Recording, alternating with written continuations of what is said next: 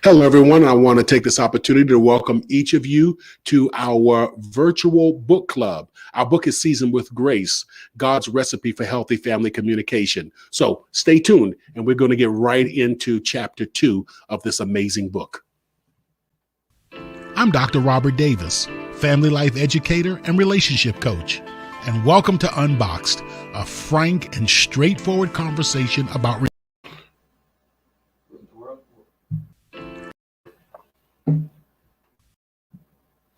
Stop, Bobby. I'm Dr. Robert Davis, family life educator and relationship coach. And welcome to UnBoxed, a frank and straightforward conversation about relationships. We're going to talk about family, church, workplace, and all other types of relationships. Join me for the next few moments as we unbox the power and potential of relationships and help you to live your best life. Again, I want to welcome each of you to our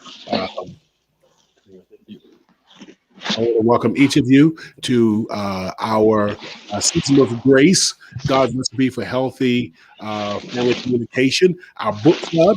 And I'm so thankful to have all of our folk here with us. And we're going to bring everyone onto the screen at this time. If you're one of the participants, you may need to connect your device. That means down at the bottom where it says stop cam, you want to make sure that now somebody needs to mute themselves. So there may be people with noise, and you want to go ahead and remove them and then bring them back in just a second. So when they're on mute, I want to encourage everyone we're working through a little technical difficulty. Let's go ahead and get started. So we're looking at chapter 2 of the book, Seasoned with Grace, God's Recipe for Healthy Family Communication. And I just want to kind of give a very quick overview, and then we're going to dig right into the book. The quick overview is the purpose of chapter 2 is we want to explore the different types of marriages, as well as the biblical model of how husbands and wives should communicate and what God's ideal for communication is. So let's go ahead and get ready to dig into that. I can't say too much about the book because I'm the author, but this was one of my funnest chapters. This is one of the chapters that I had the most fun writing because I enjoy talking about a couple relationship, and I believe that the Word of God actually gives clear insight on how couples should function, and that unfortunately 2 things have happened. Number one, many people have misunderstood what the Bible says about communication and relationships between husbands and wives. And then the second thing is many people have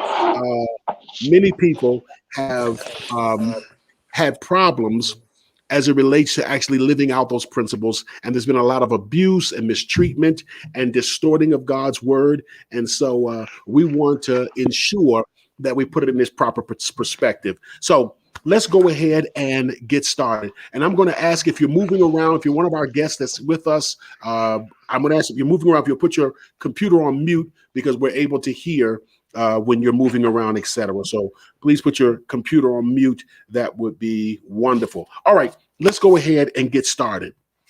I want to begin by asking this question.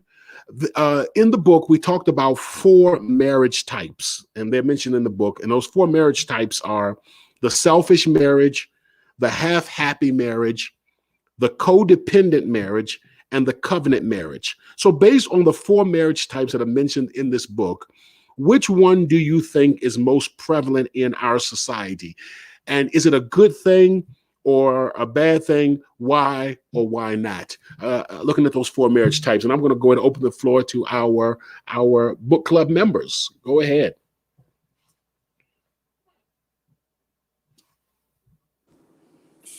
Hi, Dr. Davis.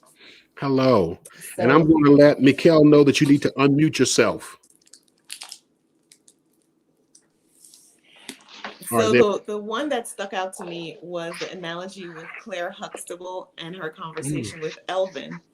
When I was younger, I had the perception of marriage that is exactly how marriage should be. And it didn't strike me that what she was saying was in line with what society believes, that we give 50-50. Well, I think if we give half of ourselves, then you're not fully committed into a marriage. I like the fact that you said we must give 100% all the time, even when the other spouse is not capable of 100%. And it's not a quid pro quo relationship where I give 100 only if you give 100. So I really like that part of the book. It's an eye opener. So let me do two things. One, I think I hear a lot of rustling in your microphone right now, Denise. So if you could maybe position yourself a little bit different so that the rustling doesn't come into the microphone. The second thing I want to ask you is which one of them, and you mentioned the half happy marriage where it's 50-50 in the relationship. Which one of them do you think is most prevalent in our society? Um, Half. I'm not moving around actually. I'm quite still. But I think the one that's most prevalent now is the 50-50. And Okay. I Mm-hmm. think that's because marriages are more transactional and they're not covenant. You do for me and I do for you, and we'll continue down this road until one of us is no longer doing something for the other person. All right. And so you think that and do you believe that that is beneficial to us or it's non-beneficial? I'd be interested in hearing your perspective. I don't think it's beneficial to us as a society at all, because I think that actually weakens relationships. And I would say it may even overlap into a selfish relationship. Okay. Mm-hmm. I think you wanted to share something, Mikhail. I'm interested in hearing your perspective. Oh, you said me? Yeah, I thought you were about to say something a second ago. I wanted to Oh, hear your perspective. oh, no, no, no. I was agreeing with Denise that is the 50-50 is very prevalent. Overlaps with the selfish. And that's a part of selfishness. You wanting what you want, and when it's not there anymore, then you go your separate ways. But I also remembered before I got married, it was an older couple that had Mhm. sat me down and told me the same concept. You give 100%. And they said, even when you feel like you're giving 90 and your spouse is giving 10, you still give. And that was something that I applied in my marriage. But after a while, it becomes, as human, you're like, I'm giving everything and I'm getting nothing in return. But that's not what God expects of us, because He gives us even when we don't give ourselves to Him. One of the things that I was going to say, one of the things that, and there's a little distraction simply because not anything you're doing, but we're trying to get some information. And what you want to do, Bobby, my son is my tech guy off on the side. Would you please contact her? You put that comment on Facebook. Would you please contact her personally in what is called the private chat? Yeah, the other one is now on Facebook for everybody to see. But we'll take care of that later. My son is my tech guy. He does all of my tech stuff. So I was looking at it, and he just started 2 days ago, and I really appreciate him. But with that being said, we want to make sure we're getting messages to the people who are here and that they are able to connect correctly. So we're just working through a few things. So about the half happy, which you said is very much actually a selfish marriage. So if I'm thinking about it correctly, and I didn't say this in the book, but it seems as if an ideal marriage would be where there's 200% given to the marriage. Both couples are giving 100% rather than both couples giving 50%. Is that That's similar to how correct. you're thinking? Both couples giving 100% versus both couples giving 50%. Yes, that's okay. Totally Yes. agree. Yes. What were some of your thoughts about some of the other types of marriages and your experiences in seeing some of those other types of marriages, such as the selfish or the codependent marriage? And of course, we'll spend some time talking about covenant in just a second. Anybody want to jump in their experience or observations of selfish, half happy, or codependent marriages? I think I lived through a selfish marriage. Mm. My ex-husband, I mean, sweet as can be, but the tone that keeps ringing was, I am not happy. You don't make me happy. And I used to try to give everything, like what was humanly possible to make him happy. But it doesn't matter how much I tried, he was never happy. He couldn't tell me what he wanted me to do differently to make him happy. He just knew that he was not happy. And then over time, I realized that you cannot make anyone happy. They have to be happy within themselves, and you are added happiness. So technically, he was not happy with who he is. There were things that he needed to work through, but he was looking for that happiness in me, and I wasn't capable of giving that. And this is something that we even talk about on our daily program called UnBoxed. We talk about, how others are able to produce emotions in us, and we don't ever want to be in a place. And I'm glad that you said that, because even happiness is not something that we want to leave into the hands of other people. Oh, you make me happy. Because that same person, if they have the power to make you happy, you're also in reality giving them the power to make you angry, sad, frustrated, annoyed, etc. So we don't want to give other people any type of authority and power over our emotions. Now, that doesn't mean that we're not in a relationship. That doesn't mean we're cold and distant, but we want to be cognizant of our feelings and our thoughts and our emotions and be in control of them at all times. It doesn't mean that we don't experience them, but that we understand what's going on and that we are in control of them. Even with grief, I miss a loved one. I'm choosing to grieve rather than saying another person made me sad and that's why I'm grieving, etc. But that's a very, very important point. I'm going to move on. As we look at page 18 of the book, it talked about the selfish, the half-happy, and the codependent marriages. And it said that those three are all need-oriented. Let me ask you this. Why is that problematic to the longevity and the health of marriage relationships? This need being when a relationship is need-oriented. What experiences from your personal life or things you've observed validates your belief about need-oriented marriages? So why is it that need-oriented marriages, in your belief, are problematic to the longevity and health of marriage relationships? And you can share from your personal experiences or your personal observations. The question to ask then is, what happens when that person no longer needs you, or when you no longer need that person? Will the marriage deteriorate? Which I think would be the case if it's founded on a need-based marriage. I don't believe in marrying people that you need. You don't need someone to make you happy, need someone to put you in a financially better position, need them, to help you with your children, or need them in whatever capacity in life. I don't believe in marrying someone or being in a relationship with someone you need or they need you. I think it's just a formula for an eventual breakup. That one of the things that we're going to talk about later on in the book. The book addresses this, but not in as much detail as I wish I could have. But because this book wasn't about marriages, it was about communication in marriage. But with that being said, one of the things that's very important, and I really counsel couples on, is when you're looking to get married, you're not looking to find someone that completes you. I mean, don't get me wrong. That's a wonderful Hollywood statement. You complete me.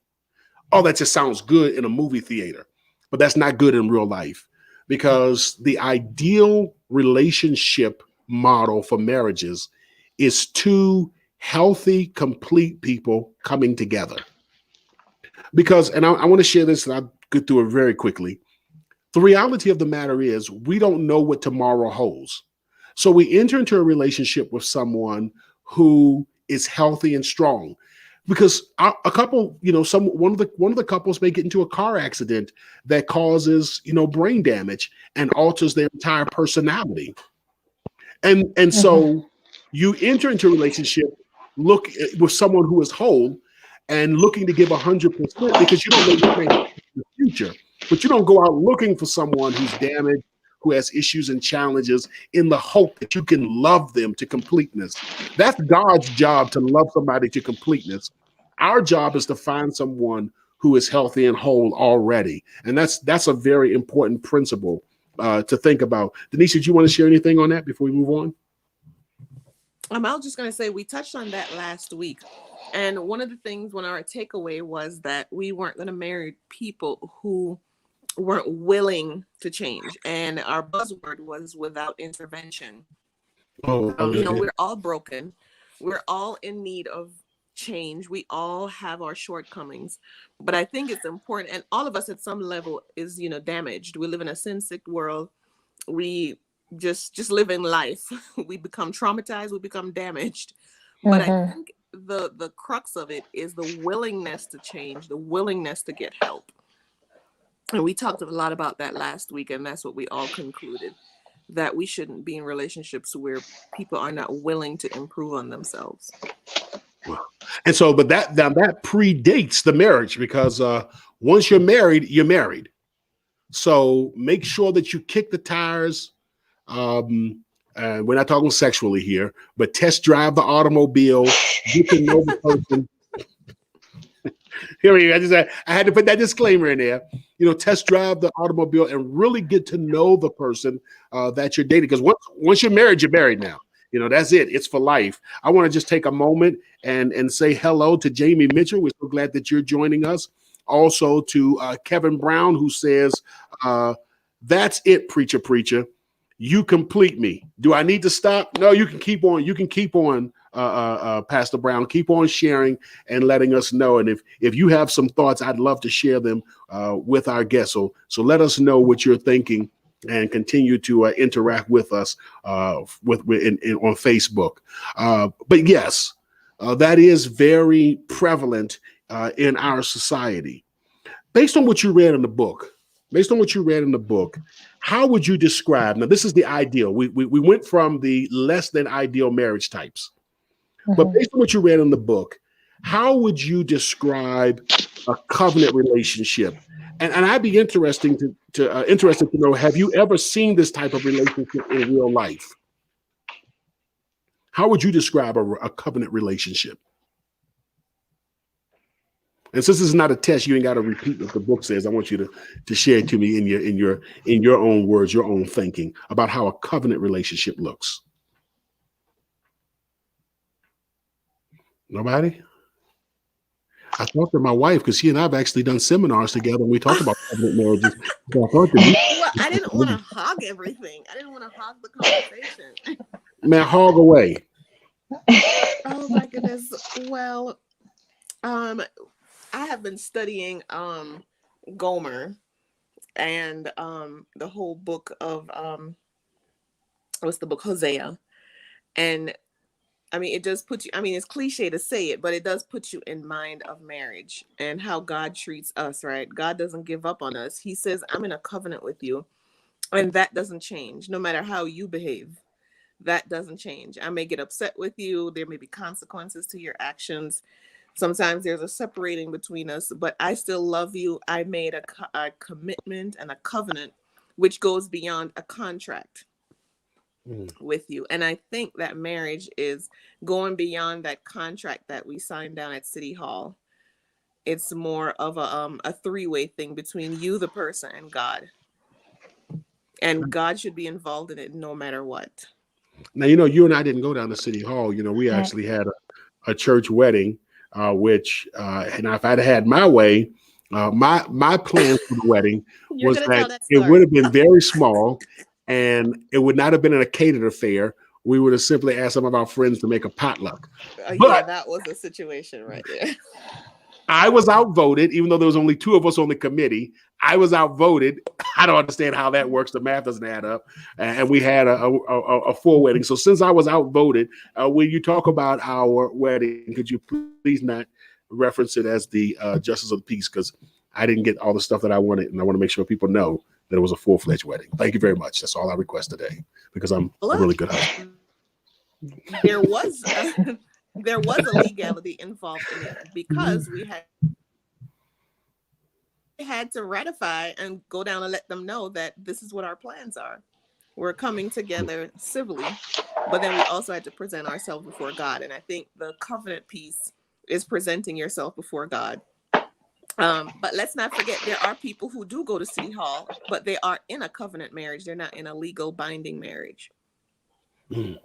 And on a very And a serious covenant marriage, there is no clause that says, if this, then that. There's no condition on it. Right. Mikhail, you sound as if you were ready to jump in, or you just amen in the choir. Oh. She's no, I was just gonna I'm agreeing with Denise, yeah. That in a covenant, God is the center. He has to be the center. So he's gonna be the magnet or the glue that keeps you together. So anything that you do, God has to be number one. He has to be the center. Because when you took the vows, it wasn't just between you and your husband. It was between you, your husband, and God. And that's what creates that covenant. When we talk about covenant, and this is really what the book got into, and Denise and both Mikhail touched on it. When we talk about covenant, we're saying, I am taking responsibility. I guess another word for covenant would be a responsible marriage. And in a responsible marriage, someone steps up and says, I'm going to be mature. I've done marriage counseling where the question becomes simply, which one of the two of you is going to be the adult in this marriage? And that really, you think about which one of the two of you are going to be the adult. And there have been times when one person says, I want to be the mature adult, and the other person is unable to let go of hurt, hang-ups, situations and circumstances in the past or whatever it may be. And so you have to kind of put your focus just on the one person who's willing and saying, I want to be grown and I'm willing to work to be the person that I need to be in this marriage and just in life in general. And so that's what the covenant relationship says. A responsible relationship says, I take responsibility for the success of this marriage as much as I am able to take it. I can't control anyone else. Those of you who have watched UnBoxed, you know our motto, Lord, grant me the serenity to accept that I cannot change others, courage to change the only person I can, and the wisdom to know the difference. That's the Serenity Prayer 2.0. And in a covenant marriage, one person says, Lord, I am going to do everything in my power to make this marriage work. However that looks, I'm going to do everything in my power. And that's difficult. And I want to kind of throw this out there. How does that work when one person is just trying to sabotage the marriage? Or at least, and when I say sabotage, it's coming across and appearing to try to sabotage and destroy the marriage. How is that?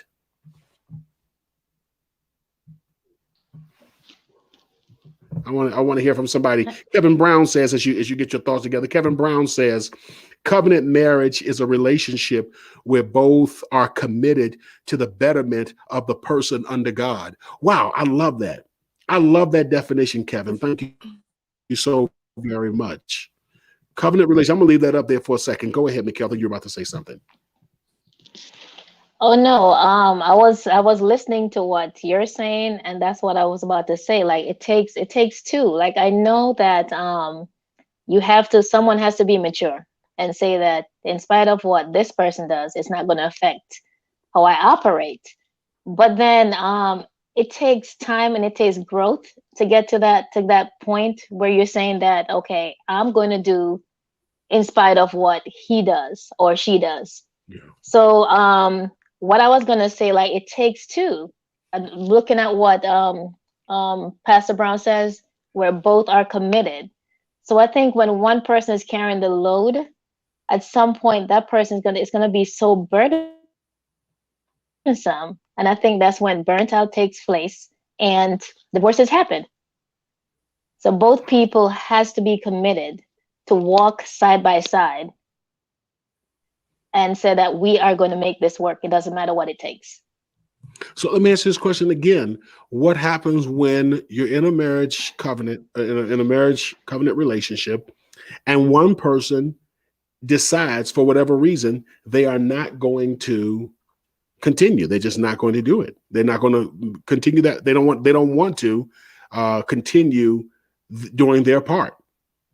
You know, as a matter of fact, they may say something to them, you know, I'm tired of pouring all this into our marriage. I'm about to start doing me.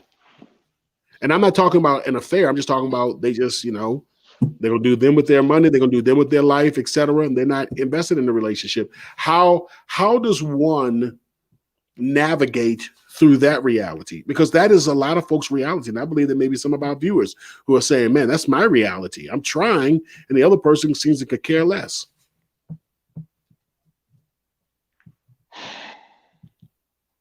Well, that was a deep breath. How does that work? How does that work, Denise, with one person? I mean, you've seen how I conduct myself. I think you referred to me as the perfect husband on multiple occasions. So you can just tell them how I conduct myself in this relationship, and I think that'd be a wonderful example for the folk who are watching and listening. Denise. All right, I don't know if we lost Denise. Yeah, I think you were telling us that I referred to you as the perfect husband. That's what I understood. Well, I think the context was it is hard to live with someone who's so perfect. I think that was more of a quote than it was anything else, and that was being funny. Yeah. So. That's not the way I remember. That's not the way I remember it. I remember it as I was just the perfect husband. But for those who may not be as fortunate as you, what advice and counsel would you give in that context? It does take a lot of prayer and recommitment, and I know it sounds cliche and very simplistic, but it really does take prayer and a reminder of the commitment that you have made. And when you say reminder, go ahead. I'm listening. Go ahead. Oh, I thought Mikhail was going to say something. Yeah, I'm listening, Mikhail. Oh, okay. I thought you were still talking to Denise. So what do you do when you're saying that, you know, I'm in this covenant relationship and you're praying, you're fasting, and the other person says, I don't want to be a part of this? What do you do then? Because you're doing what you need to do to maintain the covenant. But if the person says that I don't want to do this, what do you do then? So let's go back to that serenity prayer one more time. Lord, grant me the serenity to accept that I cannot control other people, the courage to change the only person I can, and the wisdom to know the difference. You made the agreement. You made the vow. And this is easier, much easier said than done.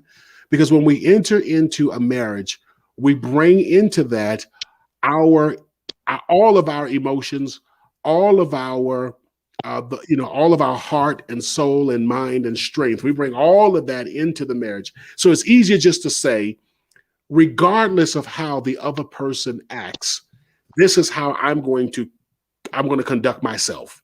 And I'm not going to be worried about how my spouse acts. It's 10,000 times easier to say that than it is to actually live it. But the focus has to be, and I think Denise hit on it very strong, the focus has to be about me. The focus has to be about what I'm bringing and what I'm doing and who I want to be. And at some point, we'll talk about, developing guiding principles for our lives. And I'm going to live out who I am. And I'll give you a classic example. No matter who the spouse may be, a person who doesn't lie doesn't lie. No matter how much of a jerk the spouse may be, a person who doesn't, commit adultery is not going to commit adultery, no matter who the spouse may be. And so in these big areas, I don't care how my spouse acts, I'm not going to lie. I'm not going to go out there and cheat and mess around. I'm not going to, murder somebody. That's just not who I am. So in these big things, it's pretty easy to grasp it. It's in those smaller daily routines that it becomes harder to live out the principles of who we want to be in our lives. But just like we're able to do them in the big things, lying, murder, adultery, etc., not living them out, even if our partner is acting, our spouse is acting a jerk, we have to be able to focus and to think about, how do I do that even in these smaller matters? I said a mouthful. I'm interested in hearing some of your thoughts before we move on.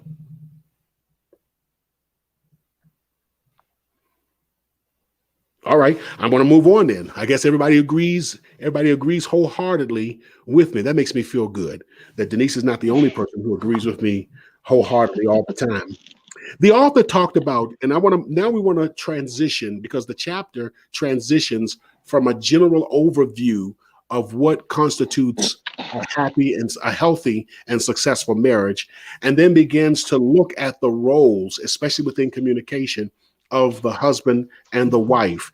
And in the book, the author talked about the man being head of the house and his wife submitting to the husband's veto power and allowing the husband to be king of the castle.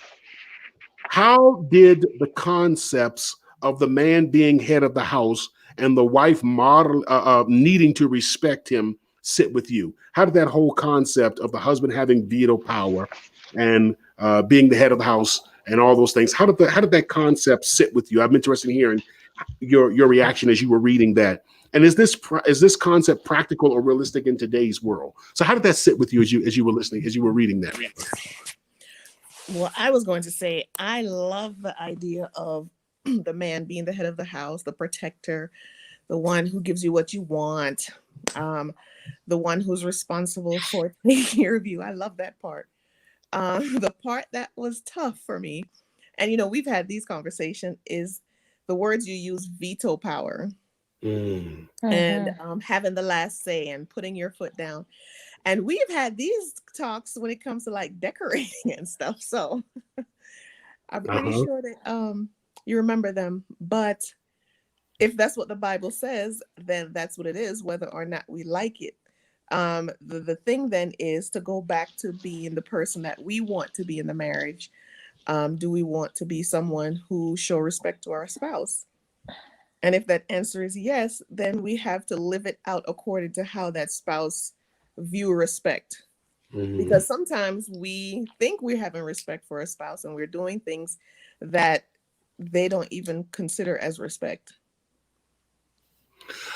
On page 24 of the book, it quotes Numbers chapter 30, where the Bible says that if a wife makes a pledge or a vow to God, and then the husband says no, then she is free from that vow. She does not have to keep it, because the husband, again, that's where the whole concept of the husband has the veto power. I want to hear from everyone, but I want to also think in this context. We live in a world today, as we talked about in our very first book club meeting. We live in a world today that is no longer husband, wife, 2.5 kids. We now live in a world today where marriage is also defined as being between a man and a woman and a woman. I'm talking about from a court and legal perspective.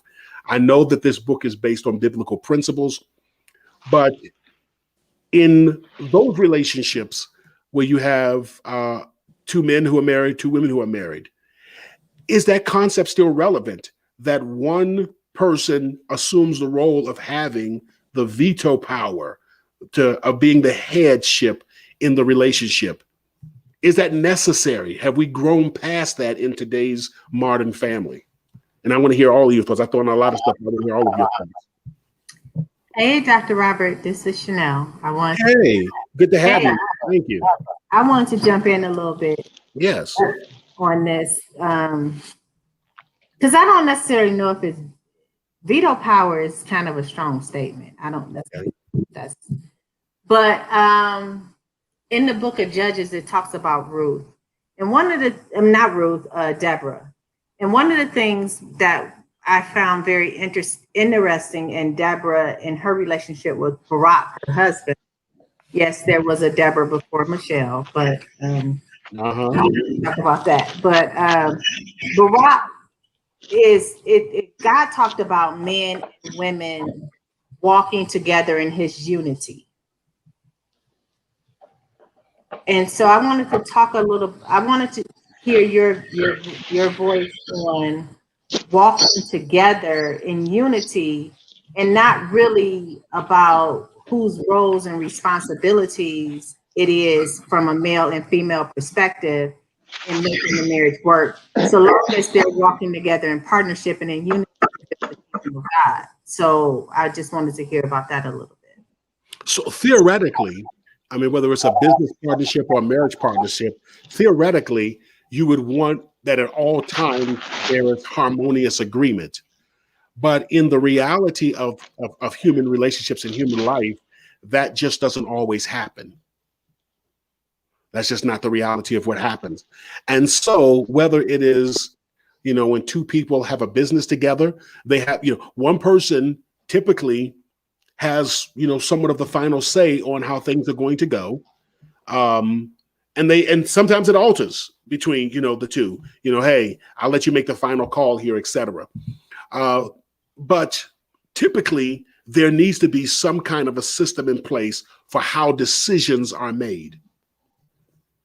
And we talk about this within the context of how decisions, how we communicate.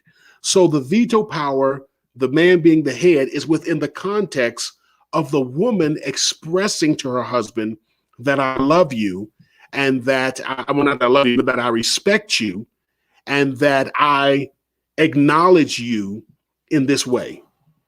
I'll be interested in hearing some others, and we'll talk a little bit more about that as we go forward, but I want to hear from some others first.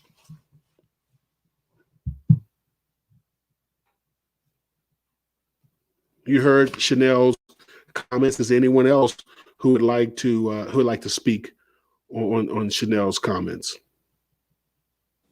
Well, I was going to speak on the comment based on what you said earlier with regards to in this day and age with our changing society and changing marriage construct, is it still relevant? From a worldly perspective, I don't even think it's relevant in a traditional marriage setting, because people are more educated, women are working, they're earning their own money. And I'm not saying whether it's right or wrong, but what I'm saying is that we live in a society where women want to come to the table with a quote unquote equal voice. And so there is no veto power.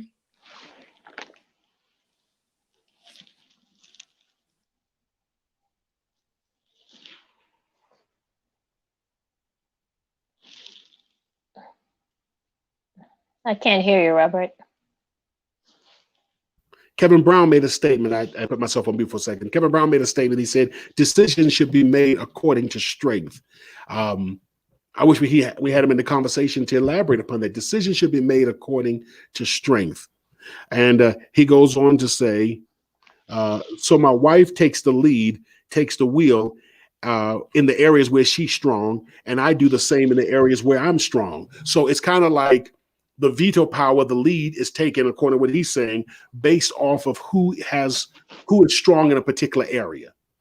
So using your analogy, Denise, I imagine he would say, since decorating may be more your area of strength, then you would have the ultimate say in veto power in that. If that's a correct statement, if I'm understanding it correctly, Kevin, just let me know that I'm understanding it correctly. And we encourage others to chime in as well and share your thoughts. And I want you to do, as our guest over here, as you're thinking, I want you to go to page 25, and I'm going to ask somebody to read page 25 for us, because it's something I want us to really consider. The concept that we were looking at and what the author talks about in this book is, and Kevin says that I was correct in my analysis, in my explanation of his point. One of the things the author brings out is the importance. One of the needs of men is the need to be respected. And one of the ways that need to be respected is validated is by allowing or giving the man the veto power in the relationship, understanding that that is a need that he has. I'm interested in hearing some feedback on that thought before we read something from page 25. So as you're going in your books, look to go to page 25 because I want us to read something together. Anyone want to share any thoughts on that? Dr. Davis, Yes. for me, as a woman, I don't have a problem with the man having the veto power, just as long as you have your direction from the ultimate power, which is the king. You know, the Lord is what I'm trying to say. Long as he is directing the husband, I have no problem following you. But if you don't have if Christ is not there, I have a problem with that. I want you to go to page I was going to 25. ask. Oh, go ahead, Denise. I was going to ask two scenarios. What happens if you are with a godly man, but you know the decision that he's making at the moment was not based on him talking to God? What do we do then? And then do we have a God-given onus to still listen to a husband who's not necessarily a Christian, but because we ourselves are Christians, we listen to him? And I'm just throwing out a question there. I'm not saying that you have to answer that one, Melanie. Dr. Davis, this is Chanel. Go ahead. I want to respond to the young lady that spoke there about not having, the man, yes, I'm all in agreement for respecting positions and all of that. But I also liked Pastor Kevin's remarks because it shows balance. There has to be balance in relationships. And so, yes, the man is the head of the household. He's the head. He's the head of the relationship. Let me just say that. He's the head of the relationship. That's a good way of thinking of it, yes. But in leadership, you also have to know where your strengths lie and also where your weaknesses lie, and allow yourself as a leader to instead of trying to make your weaknesses strong, if your partner is strengthening your weaknesses, allow them to run with it. And that's why I really like what Pastor Kevin has said, because he really showed balance. If I'm strong in this area, let me be strong. But if I'm weak in this area and my partner is strong in this area, let my partner be strong, because together we're going to be strong. And I think that we need to really look at it from a togetherness perspective and not from a genetic perspective of male and female. That's all I'm saying. All right. I want to hear some other perspectives here. And then we're going to go to page 25, and I want to get to the big picture. Because I think that the big picture is the big picture. So any other thoughts on that before we get to page 25? Yeah, I just want to add that I think if individuals work within their strength, then that will help to eliminate frustration. Because I know for me, for example, paying the bills, I am, better at with the finances, making sure things are done on time, and because we're concerned about credit and all that stuff. And I know when I first got married, my husband, he was, he wanted to control the money, because he said, oh, the money went in the account and then everything disappeared. So I'm like, okay, fine, here you go. He did it for 1 month, the first month, and everything was late and it was handed back to me. So I think finding your strength, then that will help to decrease frustration and of course to limit arguments, because you're doing what you're good at.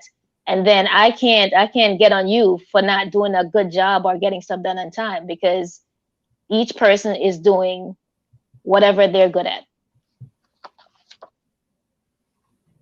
All right. Anyone else?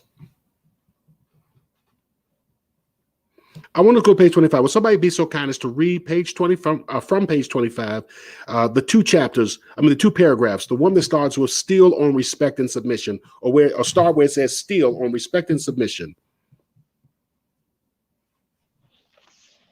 Still on respect and submission, you must come to terms with the fact that the power lies with the woman. The woman has the power to choose whether or not she will respect or submit to her husband. The Bible never says that the man should bring his wife into submission, or that he should get her in check, or that he should show her how to submit. Respect and submission are voluntary. The choice is the woman. She decides if she will show her husband the respect and the submission that he desires and needs. Furthermore, the woman has the power to choose who she will select as her husband. It is counterintuitive to marry a man that you do not or cannot respect. During the selection process, the focus should not be on his titles, dress, smooth speech, or any of these superficial qualities. The woman's focus should be on finding a mate that possesses the characteristics that inspire respect and admiration. My wife said she married me because she admired my work ethics and the fact that I was a single father doing a great job raising my daughter. Yay, you heard me. My wife is gaga over me. I didn't realize that was the next paragraph, because on my notes here I had something else as the next paragraph. But I want to get to therein lies the big picture. The big picture is that respect is a fundamental need that most men have. And the Bible gives various examples throughout scriptures of how that looks, such as the veto power, etc. That's just one example. But the reality is every man internalizes respect in a different way.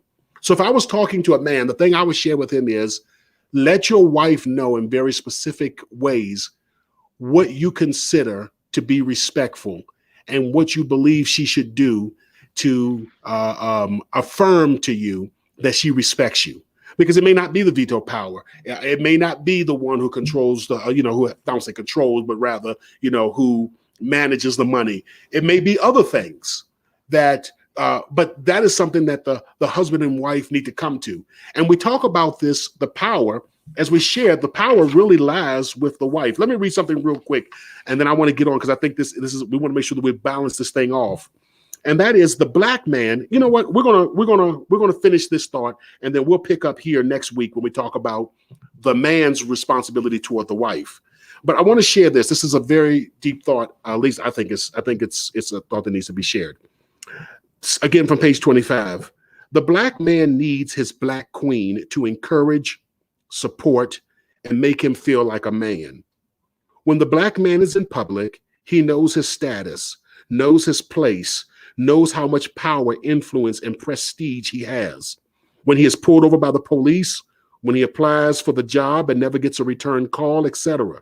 He knows that in society he is marginalized, forgotten, and underappreciated. That is why there is no better place to affirm and to build up the black man than in the marriage relationship, where he can be encouraged and nurtured by being made to feel like the king of his domain. The king of his castle is the modern black family. Respect and submission are not about putting the black woman down. It's about finding ways to build the black man up. And again, we wanted to make sure that these principles apply to the African-American family. So share with me some of your thoughts about that, about the last three paragraphs that we just read. I'd be interested in hearing from each of you about the last three paragraphs we just read. Now, don't get quiet on me now. I like what was said about the woman, particularly because a lot of times we do emphasize submission, and respect for a man, and from a man's point of view. But I like the fact that you said that ultimately it is the woman's, I wouldn't say responsibility, but it's the woman's prerogative to choose who she wants to be the king of her castle, who she ultimately wants to be the father of her children, who she ultimately wants to give the privilege of admiring and respecting. So I really like that paragraph on the woman, and it empowered me. I feel empowered when reading that paragraph to let you know that, God is balanced. Even though he wants us to be the submissive ones, we have a power from a place of submission. Wow, I love that. Power from a place of submission. Here's the catch. And those of you who have read the book Post-Traumatic Slave Syndrome, very powerful book by Joy DeGruy. I would strongly recommend, if you haven't read it, that you read it. I love Black women, and I cannot imagine myself, it's not because I hate any other race, but I cannot imagine myself being married to anyone but someone that is of African descent. And so, but with that, I recognize that whether it is here in America with our unique issues, or whether it's someone from the Caribbean or someone from Africa, they would have been impacted in some ways by colonialism. And so that means that they're going to come into the relationship with certain ideologies, worldviews, hangups, etc. And so if a woman chooses, and I'm going to speak specifically to an African-American man, a descendant of American slaves, if a woman chooses to marry an African-American man, she has to understand the cultural and the larger society to which that man is born into, and the impact that the society has. A lot of times people don't understand how real it is to be a Black person in America. And within that reality, there are certain issues that a large number, not all, but a large number of African-American men struggle with.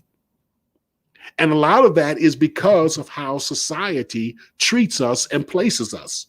And so we talk about in marriage, it's about what I'm giving, not about selfishly what am I receiving.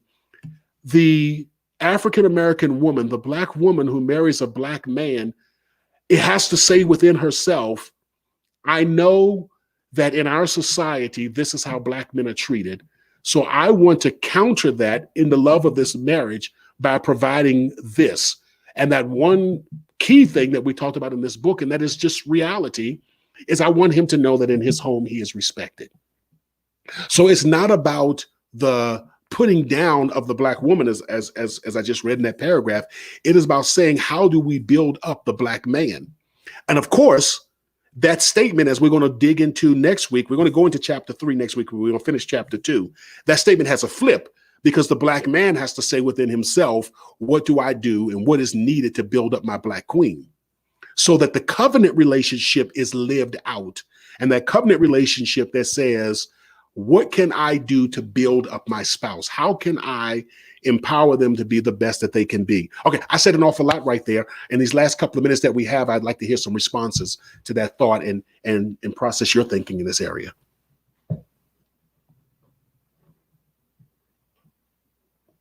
I don't want to have to call on folk, because I'd be interested in hearing what Chanel has to say, but I don't want to call on folk. I want to give folk a chance to I'm gonna speak, and I totally, this is Chanel, and I totally agree with that concept,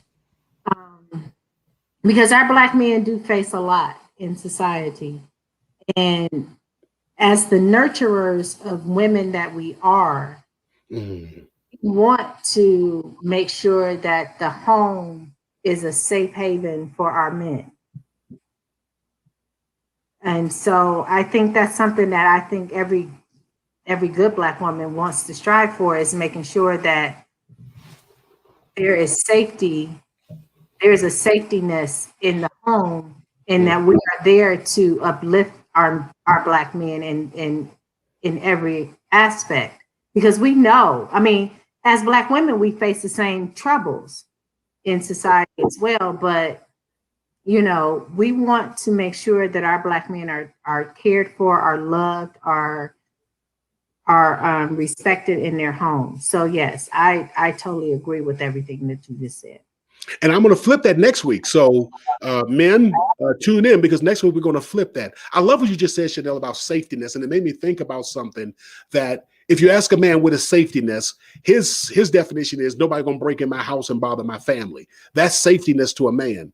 We talk about, well, what is safetyness to the wife, to the woman of the home, and hers is likely to be, you know, an emotional safetyness, a place where, you know, my children are nurtured, where I'm cared for and loved and you know, and nurtured, etc. So, you know, I love that word safetyness and how it plays out, you know, through different people, how the man and the woman may often view that. I want to hear from some others, and then we're going to close on out. Not everybody at the same time.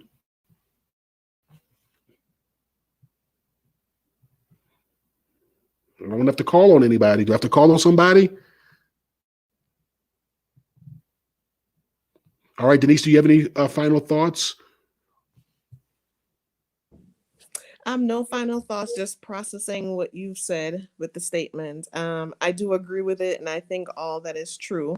And I was just trying to internalize, number one, doing a self-check to see if that's what I do, and then if not, then how can I improve on that? So that your silence doesn't mean that we don't have anything to say. We're probably just internalizing the information. All right, well, I have my sister on here. Mitchie, are you internalizing, or do you have any last words you want to say before we close out? I actually just joined. I apologize, everyone. So I'm not really even sure what we're discussing, but I wanted to get on and hear whatever I could. So I we don't were have talking about the importance of affirming the Black man, and based on how our society treats the Black man, that he has to be built up and affirmed, especially when he's at home, because that's the one place where he should be the king of his castle. And you're asking me, what do I think of that? Yeah, that was our last thought. I just want to know if you had any thoughts around that. I agree with that. All right, are you doing that to my brother-in-law?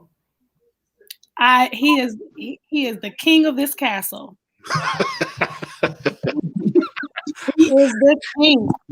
Tell him to keep his phone next to him, because I think I'm gonna give him a call in a second. Okay. I want to hear his perspective on that one. Right. We're going to pick up next week talking about the opposite. I think Mikhail had something to say. Oh, I'm sorry, Mikhail, please. I just want to add that as a woman, we can do as much as we can to build up, you know, our Black men. But it's also important for the Black men to communicate to us, like, what makes you feel respected. You know, because sometimes you think you're doing your best and you're still not meeting that need. So it's important that that's also communicated. I'm so glad that you said that, Mikhail, because when we talk about a book on communication, that is very vital.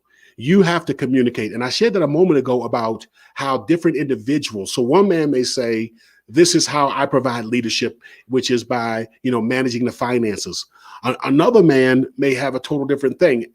A woman may say to herself, I'm going to let my man know how special and he is by whenever he gets home from work or from, you know, from his business or whatever, I'm going to have, you know, as much as possible dinner waiting for him with a grin and a kiss. And to her, that is the epitome of building him up and letting him know. But however, he may feel something, he may be wanting something totally different and is getting frustrated. No, don't get frustrated. Start communicating. Don't start getting frustrated. Start to communicate and to say, you know what? I really appreciate this. And I know that you're doing it because you love me. And this is one of the ways you want to show me how much you value me and how much you know, respect and admire me. But this is some of the areas in which I need to be affirmed in and built up in. That is your responsibility. Lord, grant me the serenity to accept that I can't change others and the courage to change the only person I can. So sharing, this is what I want, this is what I need, is vitally important, especially when you have a queen who loves you enough and is willing to work to build you up. You got to let her know that she's scratching where it itches and or where she's missing, because you have a jewel on your hand. And when you have a man that's willing to care and nurture his family and to be there for his family, you got a king on your hand. And ain't nothing more powerful in building up a kingdom than to have a strong king and a strong queen. Well, Can I'm I going to leave it say right. this? Oh, yes, go ahead. I'm sorry. Can I say this one last thing? I know we said Yes. we're doing our clothing thoughts, but the thing that jumped out about to me when you were speaking is the fact that no two marriages are built alike. Just like what Kevin said about we play to our strengths, and that's what we do. It also ties in with what you just said about how each of us view love and respect. That's why we can't say, oh, if you want to show your man that you love him, do this, this, and this. There's no prescription and a checkoff list. It's about communicating with that spouse, them telling you what it looks like for them, and you explaining the same thing to them. I remember I have one friend, she's a very smart lady. She always says, never say, oh, if that was my man, I will never do this, because you don't, the man you love may not do that. But when the man you love do it, you would put up with it. And I think that's a great segue into where we're going to pick up next week. We're going to talk about how to make the queen know that she's the queen. We talked today about how to let the king know he's the king. Let's talk about how we let the queen know that she's the queen next week. So I encourage everyone to tune in. If you want additional information about improving relationships, please visit our website, swg-unboxed.org. If you want to contribute and to give, please also visit the links in the description below. Listen, so glad that each of you joined us today to talk about this powerful chapter, Pillow Talk, Chapter 2. And we're going to pick up here next week and then move into Chapter 3. And until then, I will see you tomorrow as we're going to be unboxing the power and potential of relationships and answering your questions. Until then, you have a great day and take care. Seasoned with Grace Unboxed also provides healthy relationship training and leadership development for businesses, churches, and community organizations. For a free consultation to discuss your team's needs, please contact us at our website at swg-unboxed.org. That's swg-unboxed.org.